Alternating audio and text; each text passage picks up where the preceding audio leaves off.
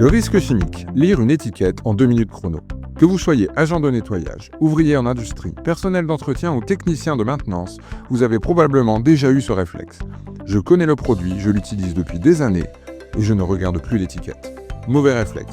Les produits évoluent, les formulations changent, les risques aussi. Aujourd'hui, on va voir comment lire une étiquette de produits chimiques en moins de 2 minutes pour travailler en sécurité. On va s'appuyer sur un exemple concret avec une étiquette conforme au règlement européen CLP, classification, labeling, packaging. Les pictogrammes de danger. Les pictogrammes sont le premier signal visuel du danger. Il en existe 9 dans le système CLP. Voici les plus courants. La flamme, le produit inflammable, ne pas approcher de source de chaleur. La tête de mort, produit toxique, peut être mortel même à faible dose. Le point d'exclamation, irritant ou sensibilisant, peut provoquer une allergie cutanée ou oculaire. Le tube plus la main, corrosif, brûle la peau, les yeux ou certains matériaux. Poisson mort, danger pour l'environnement aquatique. Un seul pictogramme suffit à activer une vigilance. Port de gants, manipulation en zone ventilée, etc. Une absence de pictogramme ne signifie pas absence de danger, mais parfois une non-obligation d'étiquetage. Les mentions H, H comme hasard. Les mentions de danger décrivent précisément le risque encouru. Exemple, H314 provoque des brûlures de la peau et des lésions oculaires graves. Le H226, liquide et vapeur inflammable. H332, nocif par inhalation.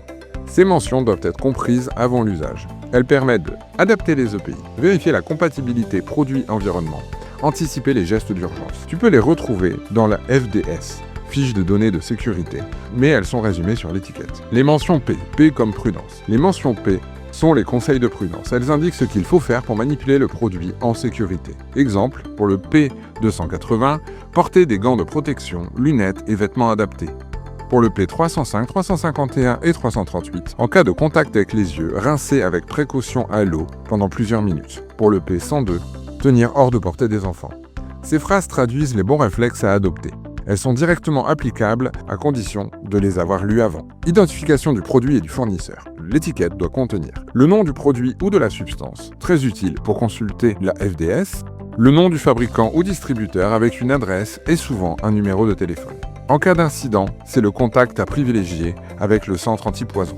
Attention, une étiquette effacée, arrachée ou manquante doit être signalée immédiatement. Aucun produit sans étiquette ne doit être utilisé. En résumé, voici comment lire une étiquette de produits chimiques en 5 étapes. Je repère les pictogrammes, je lis les mentions H.